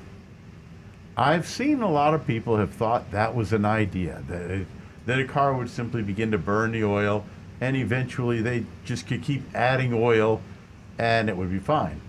The problem is that what's going to happen, eventually enough dirt and enough garbage is going to build up. Eventually, we're all going to die. What does eventually mean? If I have a new car, Couple of years. I got a 36-month lease. And in 36 months, I'm going to put 15,000 miles a year on it. And every time it gets down on oil, I add oil. At the end of 3 years, when I turn my lease in, they're going to bill you for a new car. What will be the condition of the car? Most likely that oil is going to be so gummed up down in the oil pan that it's going to plug up the pickup, not have any oil pressure, and you're going to be bringing your get a car big in on bill. a tow truck. And that'll happen in 3 years? It's not the time, it's the mileage. Because remember, you're only going to see this issue from the miles. So if you're doing 15,000 miles a year, about average, yeah. in probably about 30 to 35,000 miles, you would have enough gunk in that motor Just in time for your blown inspection. the motor up by then. You know, I could have partially answered, that question, but I wanted your professional opinion. Before I leap forward, let's back up for a second. Are you talking new, used? Any car. Any car. Oil changes are needed. You know, I'm kind of weird when it comes to filling my tank. And the reason I'm weird is because I don't think that there are a whole lot of people that take and change from regular gas to premium. And it's sort of, for me, I'm thinking that I can honestly see that tank and I'm sort of flushing it. I'm kind of cleaning it out. Actually, like a colonic. No, but putting premium fuel in a car that only needs regular fuel, you're actually doing yourself a disservice by costing a lot more money, and it's not going to help your car at all. Yeah, well, let's throw caution to the wind as far as the money is concerned. I'm talking about, maintenance on the car and keeping it running as it should. And I forgot to mention, quote unquote, the car is, made for either premium or regular. In light of all that, it wouldn't matter. It doesn't do any good at all. Around 50 to 60 years ago, it would make a difference by running a higher octane fuel for a short time to help decarbonize the engine a little. But on modern cars, if your car is designed for 87 octane fuel, run 87. You're not going to see any change by running 93. I got It's you. not going to help the engine. And by burning slower, it actually is going to cost you a little bit of power and maybe a little bit of efficiency, and you may lose some of that fuel out the tailpipe. Things have changed a whole lot A since lot. I was pumping gas into the car in the 50s. Yep. I haven't moved forward. Okay, well, I'll quit doing that. 877-960-9960, or you can text us at 772-497-6530. Remember, we have a great mystery shopping report coming up from Southern Nissan. Now back to Stu. More anonymous feedback. We have 2 Toyota dealerships in my hometown. Both of them had the same model car on their lot. A used Toyota, about 3 years old. Miles were similar, and so was the condition. But one was $1,000 less. The other one was red, and I liked the other color better. So I told them I'd buy it if they could match the price of the other one. They let me walk. So I went to the other dealership, told them I wanted to buy their car. They wanted a $299 dock fee. I told them I'd only pay up to $75. They refused to budge. So I got my salesman and reduced my offer by $224 to pay their ridiculous dock fee. Boy, you don't know what ridiculous is. He went to the sales manager. The sales manager came out and said, "Sir, we're not going to play games over $224. When you get serious about buying a car, you're welcome to come back. So good day." So as of now, I still haven't bought a car. Man, I'm curious, where is that? That sounds pretty bad. That's it's called roughing you up. And we see a lot of that down here. When you listen to the mystery shopping report coming up, it might sound familiar to you. Like Earl always says every single week, the best way, don't get bogged down in the weeds about the amount of the fees and all that. Focus on an out-the-door price and compare 3 dealers. And that's usually your best way to get the best price. It is a little bit tougher on used cars because each one's different. But the same model year of a Toyota, recent model year, used Toyotas, used Hondas, consider those commodities. They're not one of a kind. So there's plenty of places to find a car very similar to the one that you want. Absolutely. And if you can avoid it, don't go into the dealership alone. Yep. Next anonymous feedback. I bought a salvage title car in Texas, fully insured and manufacturer warranty. The county has a form you can take to a used dealer who assesses the car as depreciated, lowering the tax on the car. I paid $100 to a dealer, not the one I bought it from, for their signature. He looked puzzled, took the money, and signed it. That's interesting. Well, I think Texas has a very unusual law. As I recall, we had another issue about Texas, and they have a classification, or they don't have a classification for cars that have been totaled, and so you can actually get a title. You can take a car that was totaled and rebuild it, and it doesn't have to have a special title. Next one. So your take-home message is to get the car around the end of the month, plus or minus a few days on the 30th or 31st, right? Is buying the car on the 28th of the month a good day? Also, since all months have at least 28 days. Also, would the end of the quarter months be a better incentive? Once again, don't get bogged down too much in the days. Yes, towards the end of the month, as dealers get close to their quota, if they're short, they're more likely to give you a better deal. But it's a great question on the quarter, and I don't know how about other manufacturers, but I can tell you that Toyota has a quarterly incentive for their dealers, and that could play a factor. So at the end of the quarter, if they hit a quarterly objective for the past 3 months, it's a huge amount of money, and so dealers would be motivated to maybe take less profit on a deal towards the end of the quarter if it helped them get to that big incentive. But for the average car buyer, that would be awfully difficult to know. You'd have to be an insider and understand, maybe know someone that works at a particular franchise dealership. 30-day cycle is the best way to go because virtually every car dealership in the United States has month-end bonuses and incentives for the salespeople, the manager. Best rule of thumb. Let me correct something I said earlier about Texas. When I said they have a different law about the way cars are totaled, the law has to do not with collision cars, but with other problems. For example, someone that never changes their oil, or if you have a mechanical problem that totals a car, there's nothing wrong with issuing a normal title on that. It's totaled, but you still get a title in Texas. Okay. Here's a question for Rick on anonymous feedback. Earl says that the manual states your new Toyotas never need a transmission fluid change, then go with the manual. Almost all the mechanics I know state you should change the transmission fluid, but it's a very intricate and precise ordeal to change the transmission fluid on a new or newer Toyota. So, Rick, my question is, do your mechanics understand that they are trained to know how to do this precise transmission fluid change on a Toyota? Unfortunately, I don't know of any shop or service center close to me that I would trust to do this precise transmission fluid change. That's actually very true. And yes, all our techs are well trained on it, especially because when these newer transmissions first started coming out, we actually had a case where a technician accidentally pulled the drain plug on the transmission instead of the engine.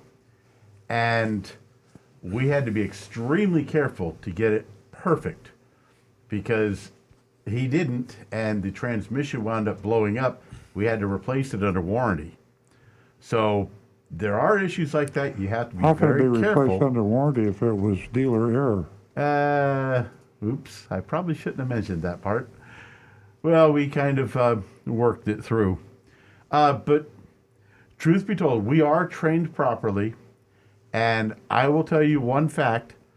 My Tacoma has 130,000 miles on it on the original transmission fluid, and I have no intention of changing it. Granted, I don't do a lot of towing with my truck, but as long as it's running fine, I'm going right along with it. Yeah, let me address the answer too. The reason a lot of mechanics want to change your transmission fluid, even though the manufacturer says no, is because you get paid to do it. And the service drive, the man that tells you you need to replace the transmission fluid, he gets paid if you do it, because everybody's on commission.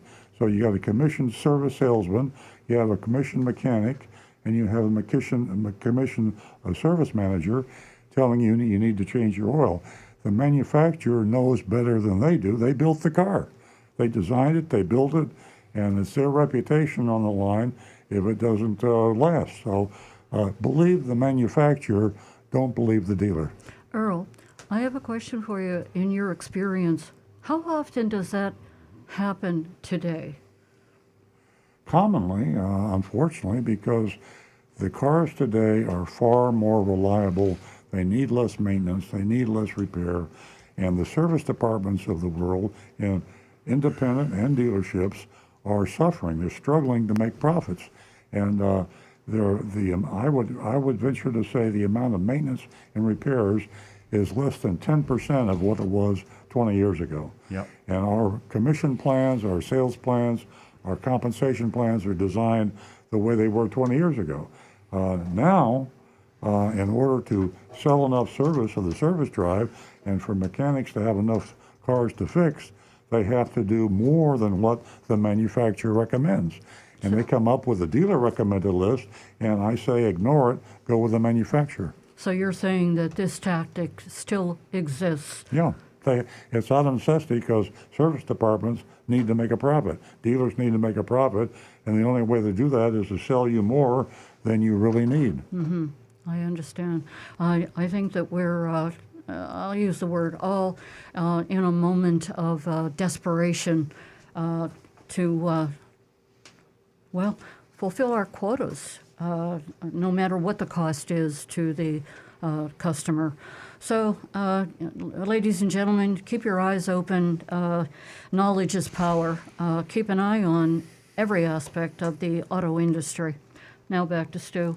All right, we just have a couple more before we get to the mystery shopping report, and it is on a little bit on the long side, but there was so much that happened. Okay, hello, car people. I have a question about Toyotas. I'm in the market for a new fuel-efficient Toyota. I have a truck I plan to keep, but I have to travel a lot during the work week, and I need a reliable, fuel-efficient car. I also happen to be 6 feet 4 inches tall. Hey, that's Earl's height. How is the height on your smaller Toyotas? Well, that's always been a problem for us tall guys. Thankfully, I stopped growing around 6 feet 2, so I fit into a very small car right now. But yeah, that's a problem. So the most fuel-efficient cars tend to be smaller. But hybrid SUVs are widespread by all manufacturers, Toyota, Honda, blah, blah, blah. The Toyota RAV4, I think you might be able to fit into that one because it's not a little car. But also the CR-V, I think, has a hybrid, and check out other manufacturers as well. But you might fit better in a mid-size or small hybrid SUV and still get like 40 miles to the gallon.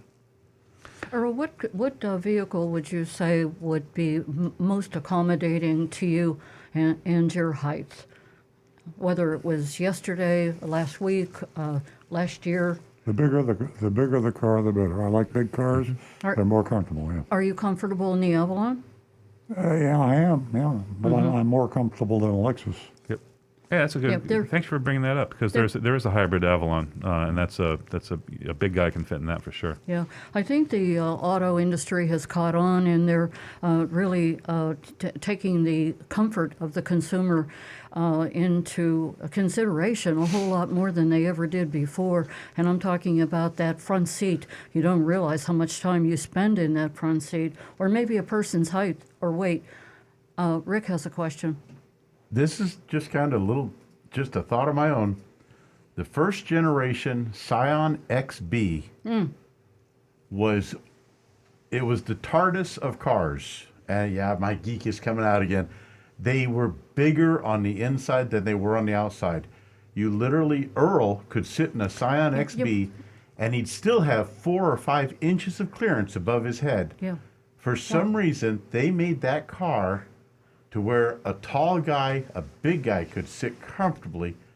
And I haven't seen another car yet that I would compare to how that one was designed. I wish the engineers could look at that one and use it as a benchmark. Well, they can, except for the fact people don't want to buy it because it was ugly. That's the reason. Well, on the outside, that's the reason Scion's out of business. Yeah, it was on the outside, but exactly. They could design that interior in such a way. Yeah, it was like a big. It was awesome. It was like a big bread box. Yeah. Is what it was like. A toaster. And maybe it was sold, in the beginning because of the woofers and tweeters.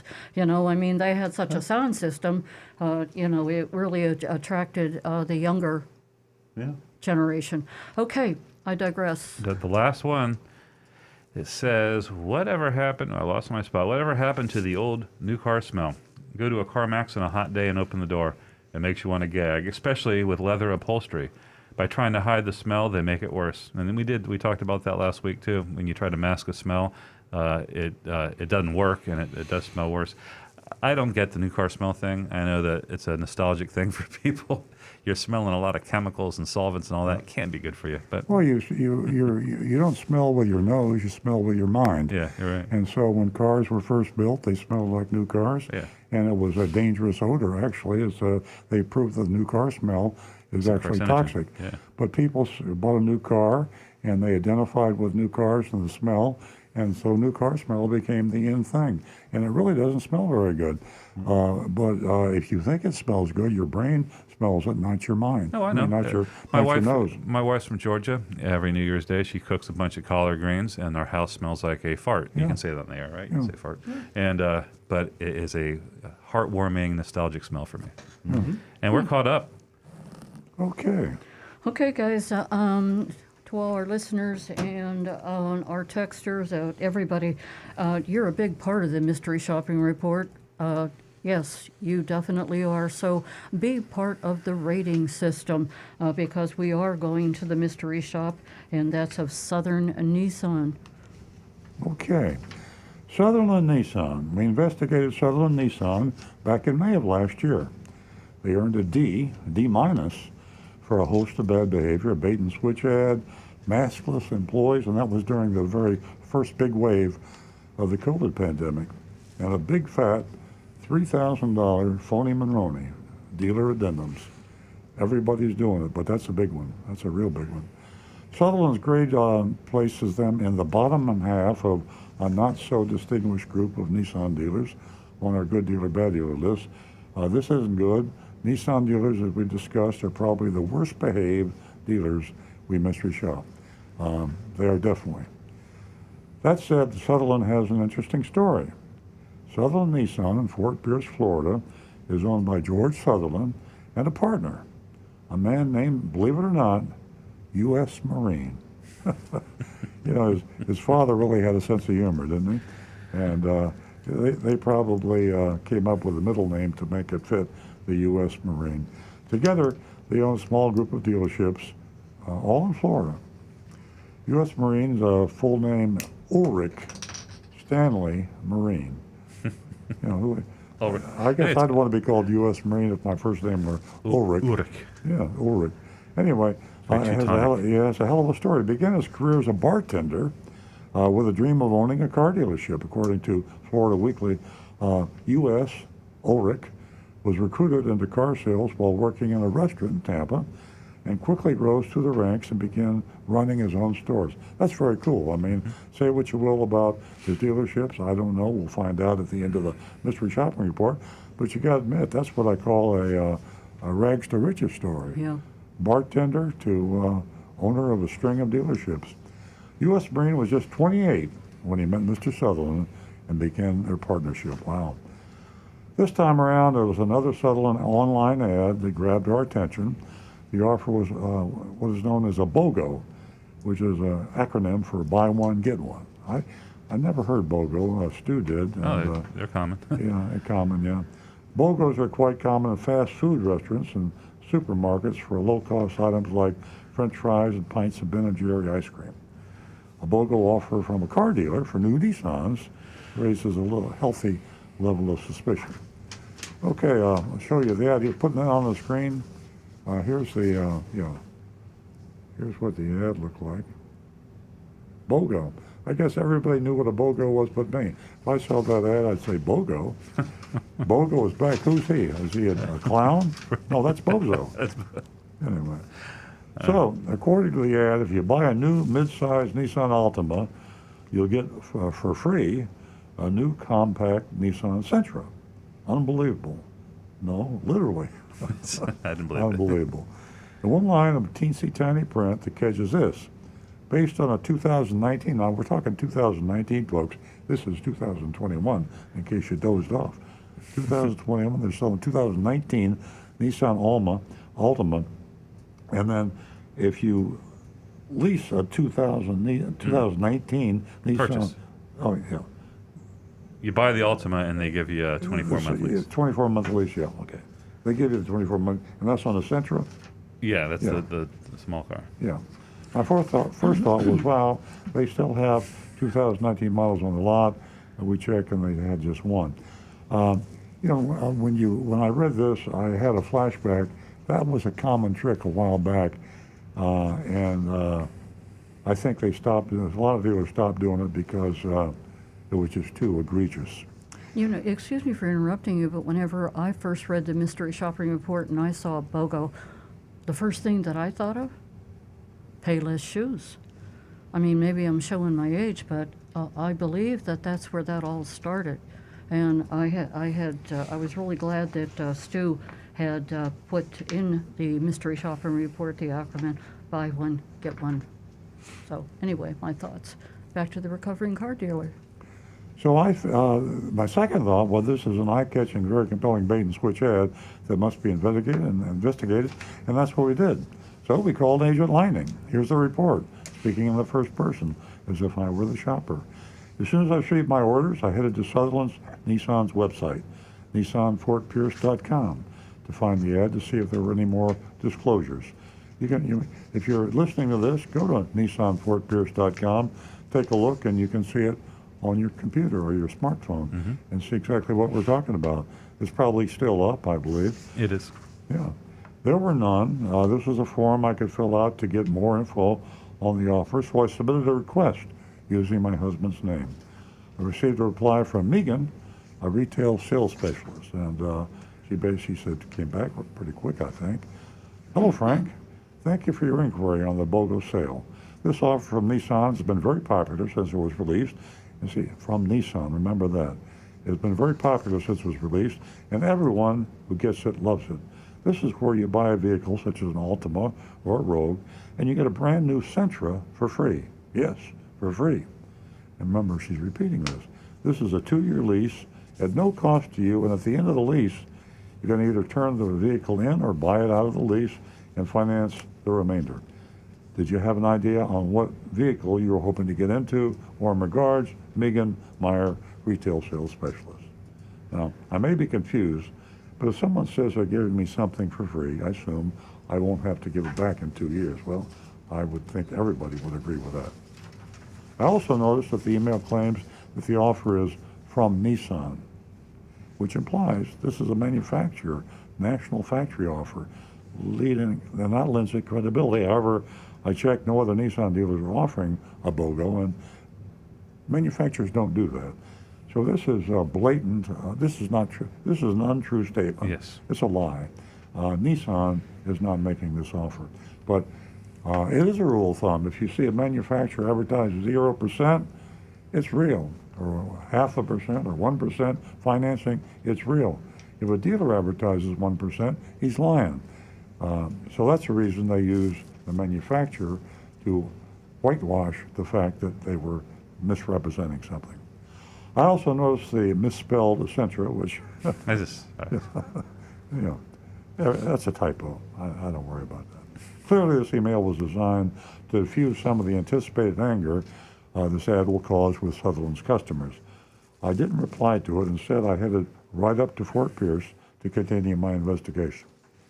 I arrived in the morning and was half-heartedly greeted by a receptionist wearing a mask around her neck and using her smartphone. I waited for her to finish, then I told her I was there for the BOGO deal. Still gazing at her phone, she said she would get me a salesperson. She picked up her desk phone handset, made a call, then she called Quinn, Quinn, Quinn, and be with me shortly. Quinn came over wearing a mask properly, good. He said he would get a salesperson for me. I walked away a few months later. He was back with Tim, also wearing a mask the right way and holding the customer info sheet. We sat down at a desk and Tim launched into the familiar interrogation. After he finished, I showed him the ad on my phone, told him that my husband refused to come in with me because he believed there was no possible way anyone could get buy one, get one free on a car purchase. He said I was getting tricked. Tim chuckled, said, "We'll make it happen and really show your husband." He explained that I would have to finance the purchase of the first car, then I'd get a 2-year lease for free on the Sentra. Another salesperson, Dan, approached us at this point and brusquely asked us to move so we could make room for his customers that he had coming in, and we had to change desks. We relocated to the next desk and continued to discuss the buy one, get one free deal. Dan apparently overheard me express irritation at learning a second car was a lease. That's the guy next door that just made us move, because he decided to interrupt again. He said there was a full disclosure in the ad, and there shouldn't have been any surprise from me. Now this is just blatant rudeness. Yeah. And it's not deception. Is how to lose a sale. So the quality of the salespeople we found at Nissan dealerships is below average, far below average, and the reason being, and I'm digressing now, I know, but if I'm a car salesperson and I'm a professional and I want to sell cars, I'd first apply probably at a Lexus or a Subaru dealership or a very popular car. And then if I couldn't get a job there, I'd move on down the line. And after nobody would hire me, I would knock on a Nissan dealership store, and they would probably hire me. And this is unfortunate. I hate to say this, but it's unfortunate that anybody that had a quality salesperson doesn't want to work for a Nissan dealer. And I know I'm making a lot of people mad at me now, but I got to tell the truth. That's what I do. Dan stood up and hovered over me to see if he no, she said, said there was no disclosure on the ad, and she showed him the phone. Yeah, showed him the phone. So I got on my phone, and I'm looking at the ad. Dan stood up, hovered over the back of me to look what I was looking at, told me to keep scrolling with my phone. I did, and showed him there was no sort of legal disclosure there. And this is another gem. Dan rebutted me by saying the ads were designed for desktop computers, not mobile devices.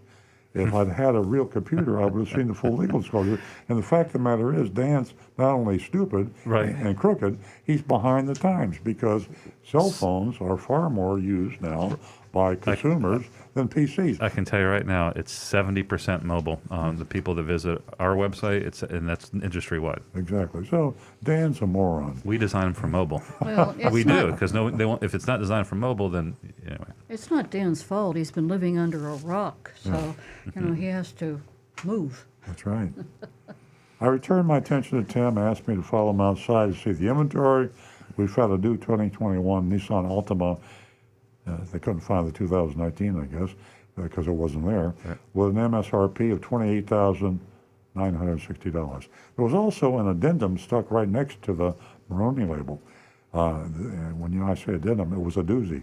This added another $4,627 to the MSRP, making the new list price $33,587.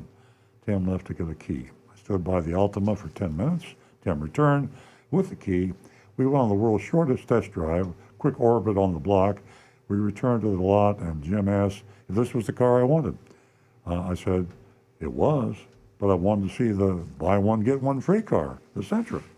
I mean, I'm buying two cars. I'm getting one free. I want to see what the incentive is. We walked around the lot, futilely looking for a Sentra. We went inside so Tim could figure things out. I sat down at the desk, waited again. Tim came back 15 minutes later with the key to a Sentra in his hand. He said it was hiding on the other side of the lot.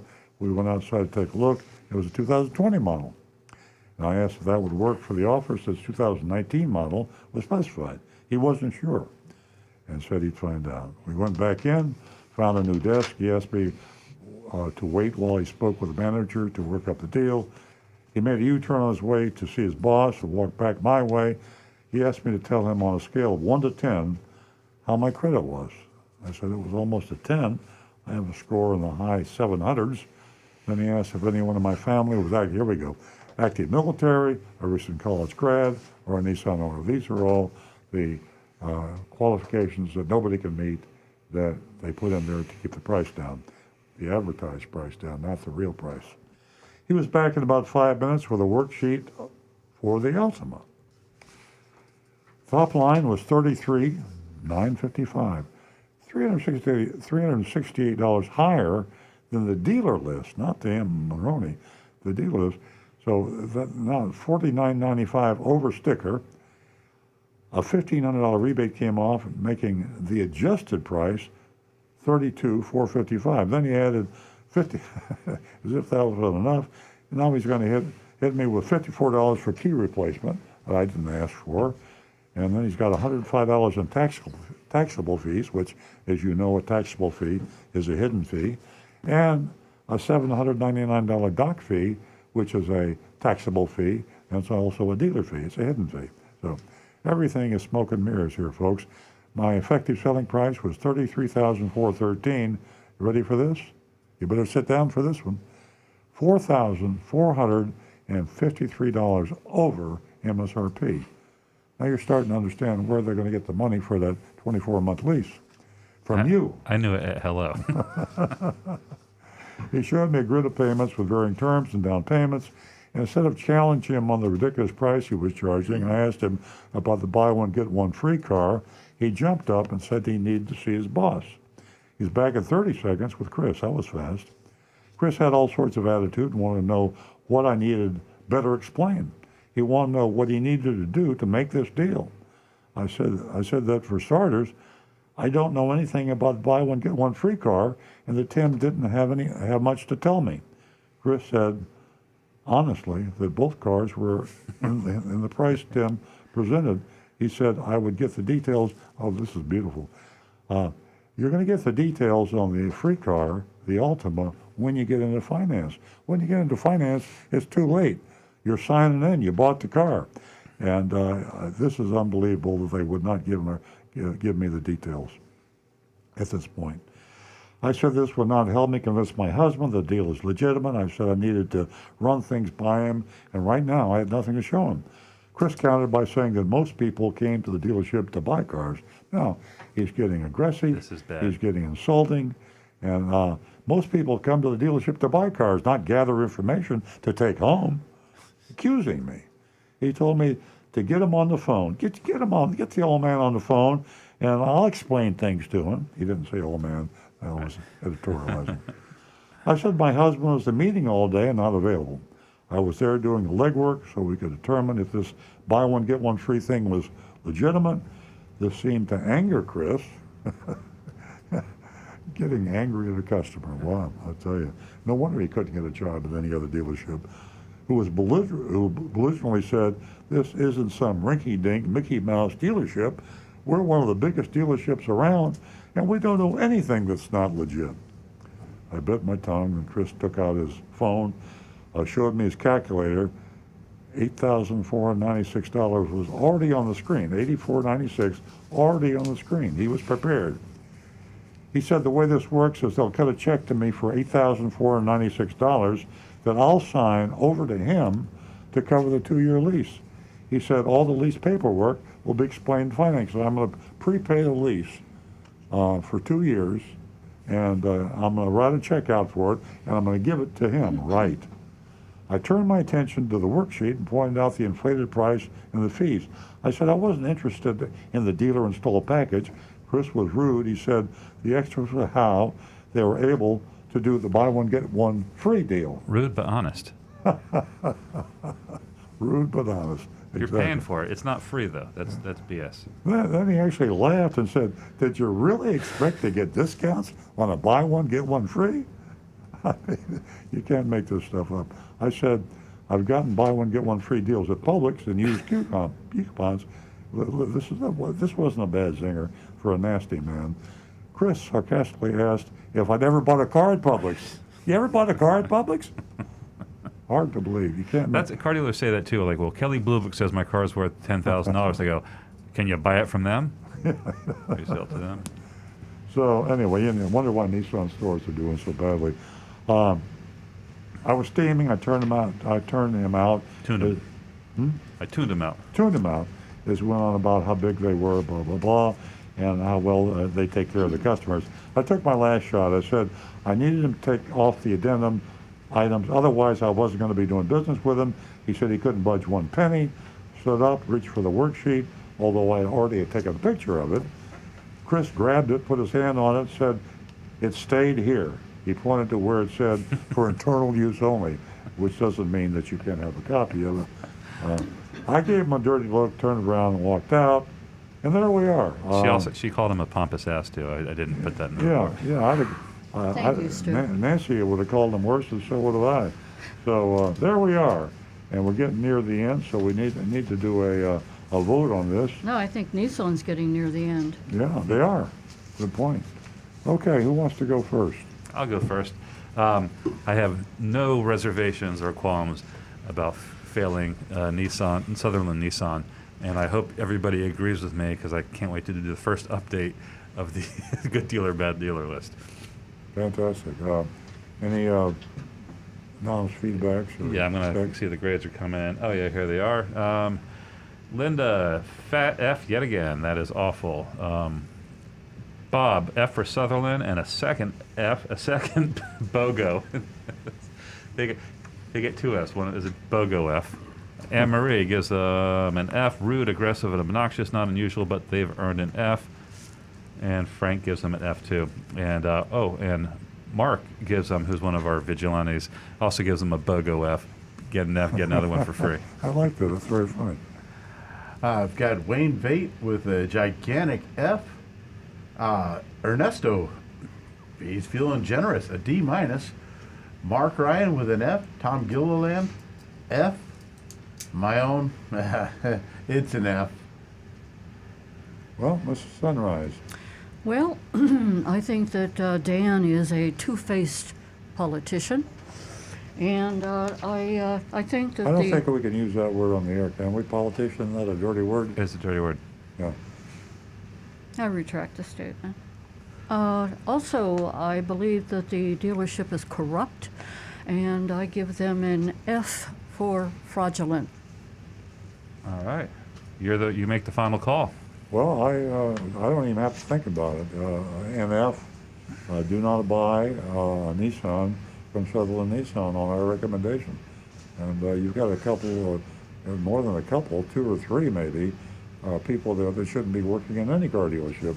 And where do you go after you get fired from a Nissan store? I don't know. Jail? I don't know, but I'm telling you, he's dragging down the GPA of all the Nissan dealers. So, Okay, folks, I want to thank everyone for tuning in to Earl Stewart on Cars. We enjoyed your company, and I hope that you enjoyed ours. Stay tuned next week, same time. Have a wonderful weekend. Stay safe.